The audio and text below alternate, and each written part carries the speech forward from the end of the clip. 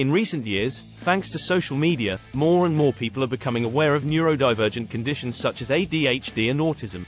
But when it comes to their subsets and profiles, the one that stands out for many was almost unheard of several years ago, until a British documentary brought it to the forefront of public discourse. Born Naughty showcased the lives of troubled children in the UK, and in one particular episode they covered pathological demand avoidance, PDA, and ADHD. Now, with social media allowing PDA to gain traction once more, hello, TikTok. Let's take a closer look at what pathological demand avoidance is and how we can best support those who live with this autistic profile to become the best people they can be. What is pathological demand avoidance syndrome, PDA? Pathological demand avoidance syndrome is a distinct profile rapidly growing in recognition within autism spectrum disorder, the most well-known of developmental disorders. Whilst outwardly it appears that PDA is driven by anxiety, it is in fact characterized by an overwhelming need for autonomy in everyday life. Denial of this produces anxiety characteristics that may be confused with oppositional defiant disorder or conduct disorder. The anxiety is a symptom, and whilst these behaviors can be approached using conventional anxiety management, unless the root of the behavior is recognized, this can lead to extreme overwhelm and crisis behaviors akin to trauma reactions. Some PDA advocates and people prefer to use the term pervasive desire, drive for autonomy as an alternative to the classical PDA definition. PDA-ERs, can't, not, won't, though these two are often confused by those unfamiliar or misunderstanding of the unique challenges those with PDA face. Universal features of pathological demand avoidance. PDA presents itself, for the most part, similar in adults and children alike, though these can look very different as time goes on. Some of these traits that occur across the board are: 1. Avoiding ordinary demands of life. Everyday life can be a real struggle for someone who undergoes extreme demand avoidance. And often, it's a sad truth that the avoidance transcends into activities the individual typically enjoys. For example, if you're a person with PDA, you might not want to go to a party because you don't know how to act around people. Or maybe you'd rather stay home than go to the mall because you feel like you'll get overwhelmed by all the noise and crowds. 2. Avoidance by social conventions. People with PDA are often seen as socially manipulative due to having seemingly more advanced social skills than other autistic people. But social difficulties still can be attributed to the profile. In social situations, those with an externalized presentation of PDA often dominate conversations or display behavior considered socially unacceptable as a way of subverting the given demand of social niceties. Whilst some may mask and use their acquired knowledge of social constructs as a defense mechanism, some may deal with the demand by being rude or uncooperative by neurotypical standards such as saying shocking remarks, swearing, shouting in quiet places. An example of this would be contrary to the expected behavior in a church: sit quietly, not talk, be open to the sermon. A PDA person may make loud remarks, try to move, run around, or actions designed to cause upset, act opposite to the expected behavior. This is because they cannot comply with the expectation of a set standard of behavior. This demand causes severe anxiety, and this, in turn, prompts a trauma reaction, response to go against the grain of that expectation. 3. Presents as neurotypical through surface sociability. Whilst those with PDA can have advanced social skills as mentioned before, these are not infallible, and this difficulty often presents itself with friendships and relationships, particularly with neurotypical people but also with other neurodivergent individuals. The adage, if you've met one person with autism, you've met one person with autism, rings particularly true for PDA-ERs, and whilst certain core traits are shared, presentations can vary wildly between those with externalized and internalized PDA and often cause social misunderstandings that affect both sides deeply. Some PDA-ERs may be extremely blunt and seemingly unrepentant in their views, even if these are seen as hostile and inflammatory. This is another way some PDA people cannot comply with social expectations despite their skills acquired through the intensive study of others' behavior. Some PDA people will fawn, another trauma response caused by demand, and they may seem to be very quiet and agreeable to the other conversationalist, but in fact, this is often opposite to how they feel inwardly, but they do not feel safe enough to express this.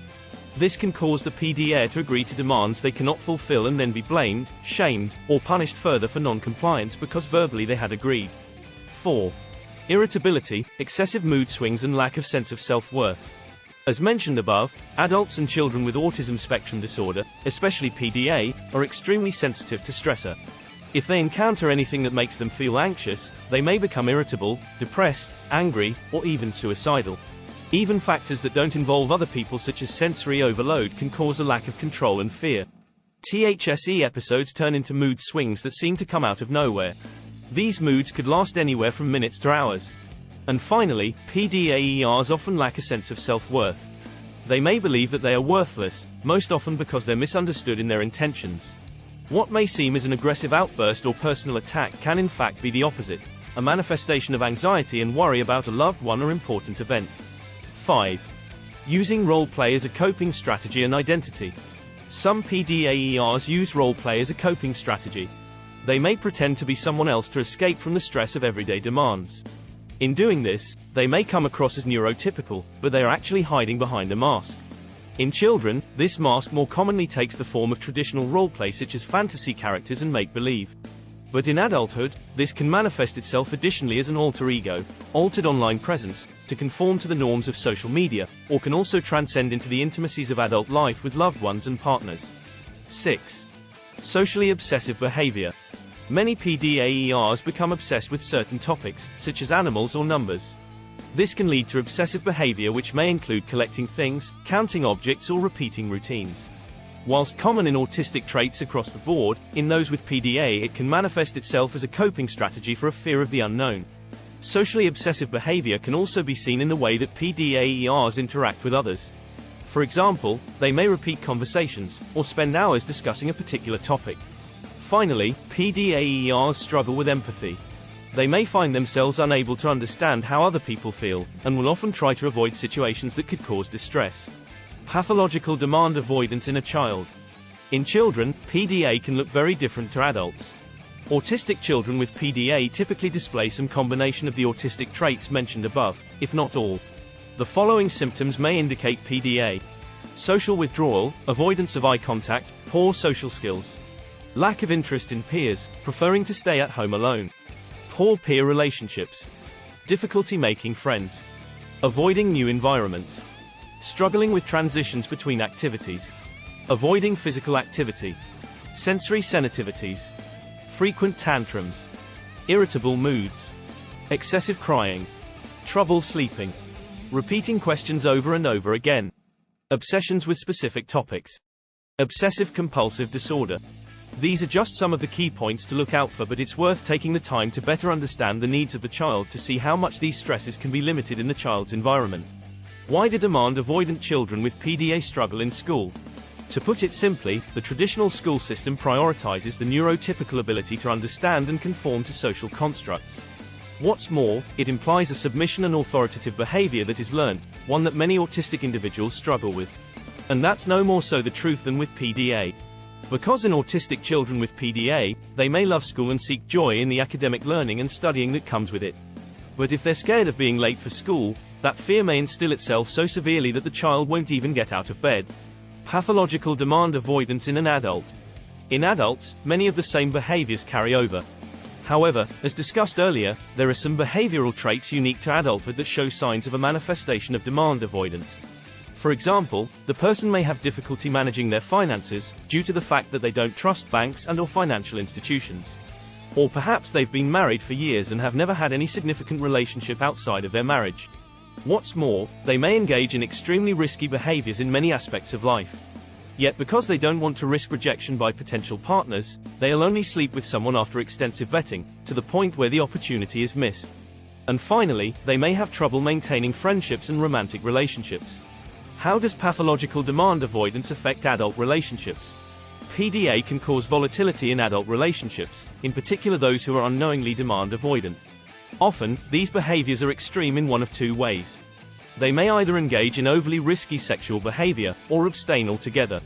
For example, someone with PDA may be an extrovert by nature and enjoy the company of people. And they may crave the love and attention that comes with a romantic relationship. But because they don't want to risk rejection by potential partners, they'll only take the next step with someone after extensive vetting.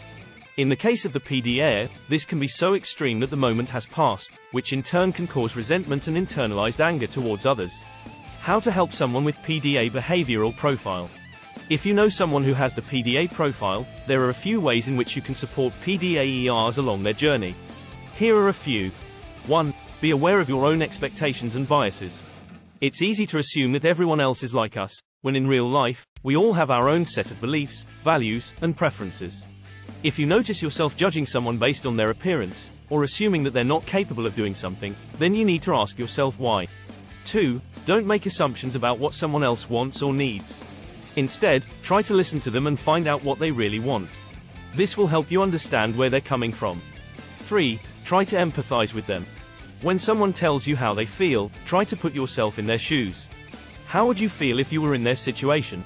Would you do the same thing? 4. Ask questions. You might think that asking questions is a sign of weakness, but it actually shows strength. By asking questions, you're showing that you care enough to learn more about another person. 5. Find out what makes them happy. Sometimes, people just want to be left alone. So, instead of trying to force them into social situations, give them space. 6. Talk about things that matter to you. For example, if you're having a hard time understanding why someone doesn't want to get involved, talk to them about the importance of family and friends. 7. Take note of the things that you like about them. At the end of the day, it's easy for someone with PDA to feel unwanted, unwelcomed, and an inconvenience to others.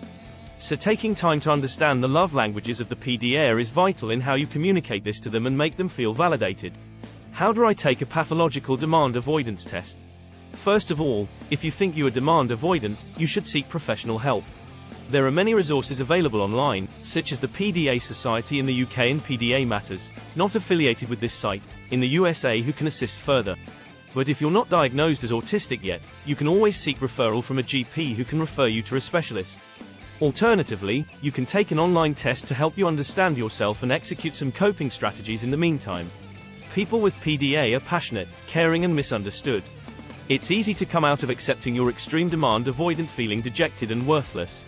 But that can't be further from the truth. When provided with the tools and knowledge to succeed, PDA allows autistic children and adults alike to channel that anxiety into a self-awareness that drives innovation and change for those who follow in their footsteps. For more reading, check out the PDA Society, a globally renowned charity specializing in PDA advice and knowledge.